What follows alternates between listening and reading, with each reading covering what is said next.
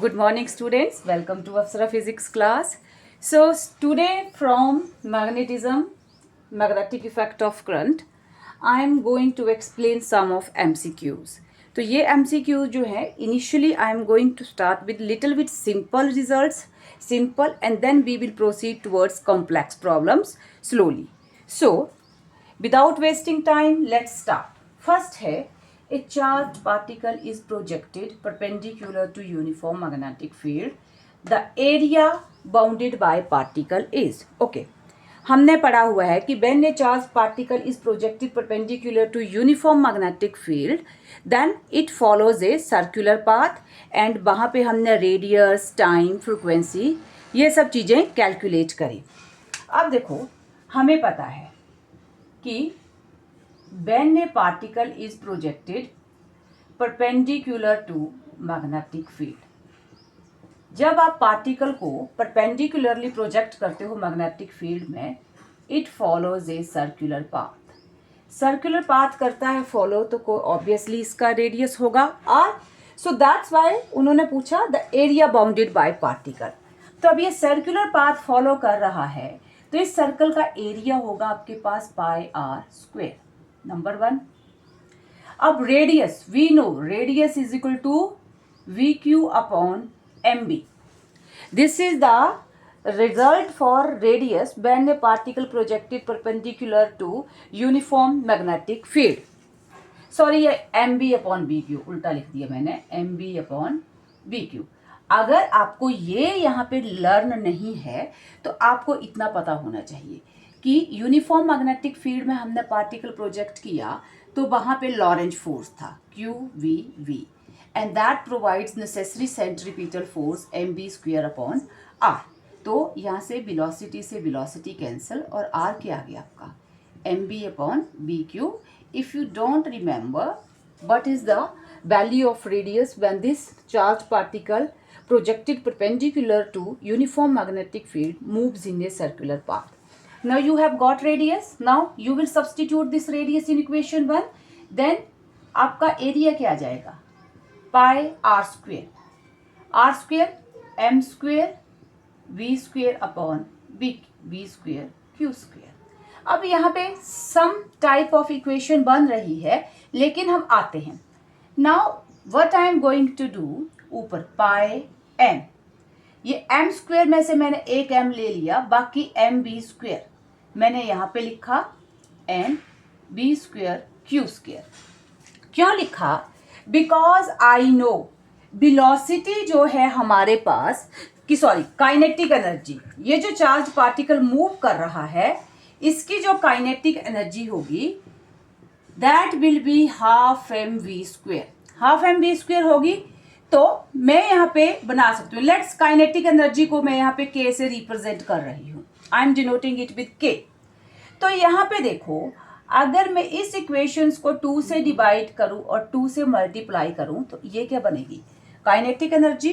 तो आपके पास एरिया क्या रहा 2 pi m half m B square kinetic energy के upon b square Q square.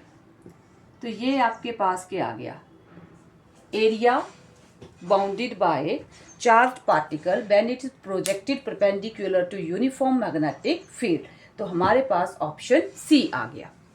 अब सेकेंड न्यूमेरिकल देखिए, the dimension of cyclotron frequency.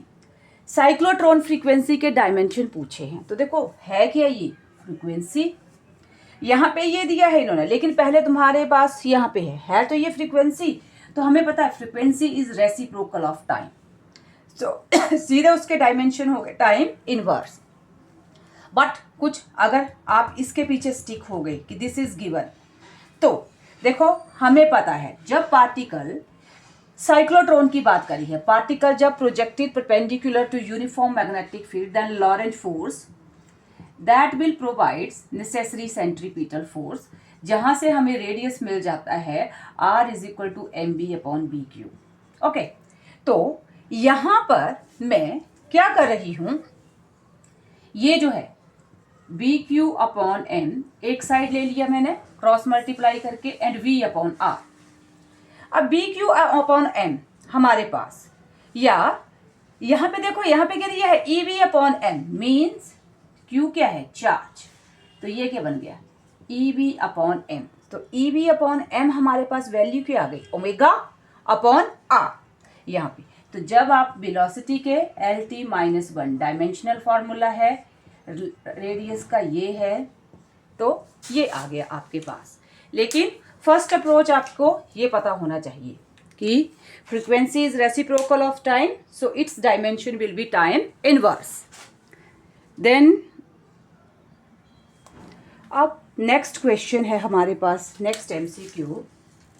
When a charge particle moves inside magnetic field B with velocity V and magnetic field and velocity, these are perpendicular to each other, then work done is, when we projected a charged particle inside uniform magnetic field, uniform magnetic field के inside you projected charged particle with velocity v such that these are perpendicular to each other, then work done।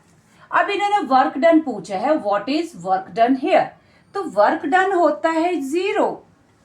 क्यों, देखो velocity and magnetic field are perpendicular, so Lorentz force max क्या होगा हमारे पास, Q BV sin of theta perpendicular to each other।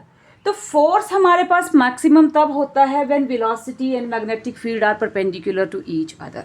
When they are parallel और anti parallel तो force 0 हो जाता है हमारे पास। अब जनरली जो वर्क डन होता है, सिंपली हम सोचें तो वो क्या होता है हमारा, FD cos ऑफ थीटा। हमारे पास क्या कंपोनेंट चाहिए यहाँ पे, cos ऑफ थीटा, जो कि यहाँ पे हम देख रहे हैं।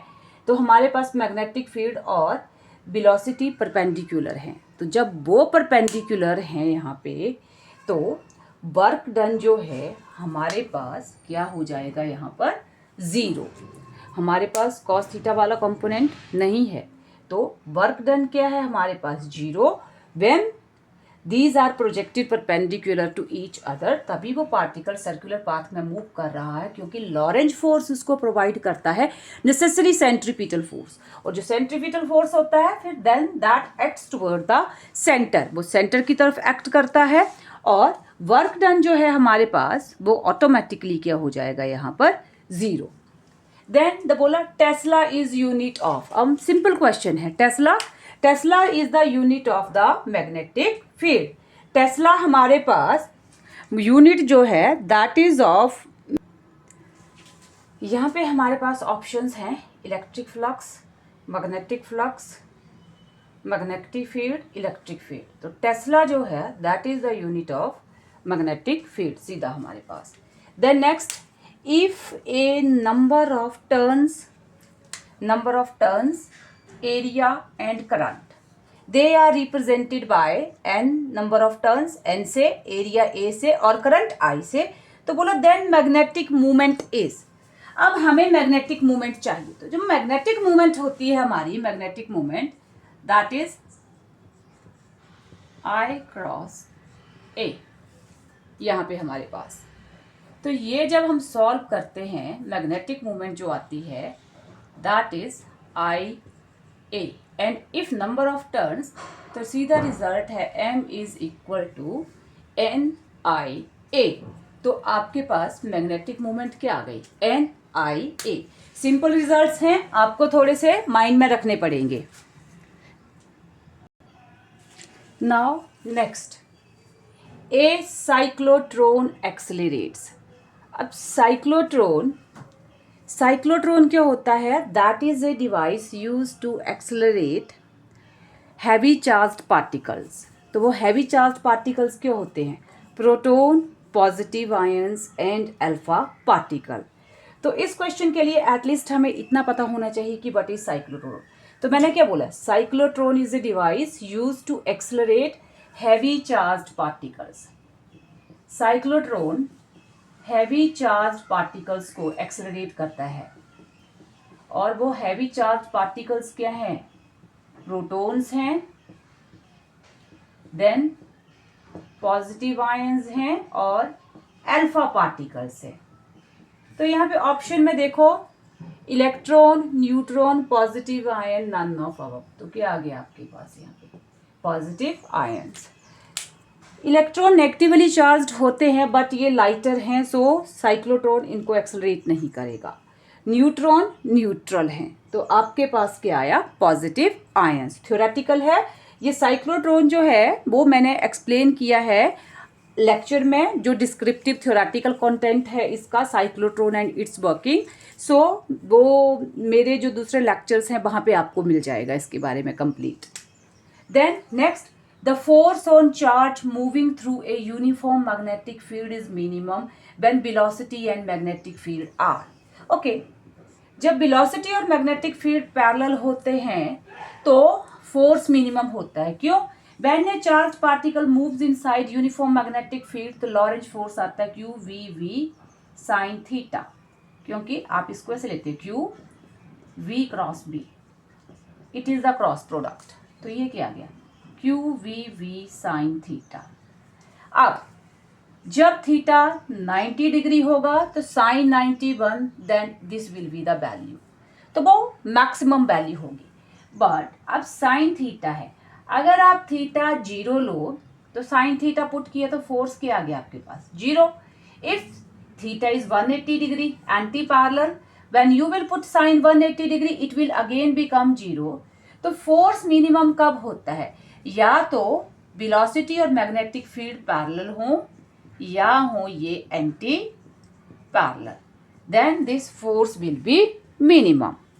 देन नेक्स्ट क्या है? A galvanometer can be changed into ammeter by. Now galvanometer जो है device which is used to detect small amount of current. जब बहुत small amount of current measure करना है तो वी विल यूज गल्वेनोमीटर। और जनरली करंट की जो कैलकुलेशन है उसको मेजर करने के लिए हम एमीटर यूज करते हैं। तो when you have to convert a galvanometer into ammeter, then आप एक लो रेजिस्टेंस जिसको शंट बोलते हैं that will be connected in parallel। जो आपका गल्वेनोमीटर होता है उसके पैरेलल में आप एक लो रेजिस्टेंस कनेक्ट करते हैं which is known as shunt, then आपका गल्वेनोमीटर चेंज हो जाता है एमीटर में। ये ऑल दीज जो है that I have explained in my theoretical content. Okay, then next question पे आते हैं हम। ओके, the next question है, when a magnetic needle kept in non-uniform magnetic field it experiences। अब क्या है? magnetic needle, okay, that kept inside a non-uniform magnetic field। magnetic field में जब हमें पता है हम चार्ज को मूव करवाते हैं तो वो फोर्स प्ले में आता है वहाँ पे। but when you place a magnetic needle in non-uniform magnetic field, non uniform magnetic field में रखते हैं तो फोर्स तो प्ले में आता ही है, साथ वाए साथ वहाँ पे प्ले में आता है टॉर्क। तो when a magnetic needle capped in a non uniform magnetic field it experiences a force and A torque, और टॉर्क भी वहाँ पे प्ले में आता है। नेक्स्ट है, when a charge particle enters in uniform magnetic field at 90 degree it follows, it means charged particle is moving perpendicular to magnetic field। जब when charged particle moves perpendicular to magnetic field then it follows a circular path। तब वहाँ पे क्या होता है? Lorentz force provide करवाता है necessary centripetal force and particle moves in circular path. ये जो हैं दीज टॉपिक्स मैं साइड बाय साइड अपने दूसरे लेक्चर्स डाल रही हूँ थ्योरेटिकल, वहाँ पे मैंने इनको एक्सप्लेन किया है completely. Then when a charged particle enters a magnetic field not 90 degree, मतलब at other angle, कोई भी और एंगल है 90 डिग्री नहीं है, then the path followed by it। तो when a charged particle obliquely enters inside magnetic field then path followed by it is a helix। Helical path में तब ये मूव करता है when velocity and magnetic field are not perpendicular, they are inclined at another angle to each other। तो जो path वो follow करता है वो होता है हेलिकल पाथ। तो ये जो सारे के सारे क्वेश्चन हैं, these are the results results हैं ये, जो भी थोरेटिकल वहाँ पे एक्सप्लेनेशन होगी टॉपिक्स की आपकी साइक्लोट्रॉन और motion of charge particle inside uniform magnetic field, वहीं से ही I have extracted these numericals. So thank you students. This is all about for these MCQs. Next series में इसका बहुत जल्दी डालूंगी यहाँ पे. So please keep on watching my videos, like my channel and subscribe it. Thank you.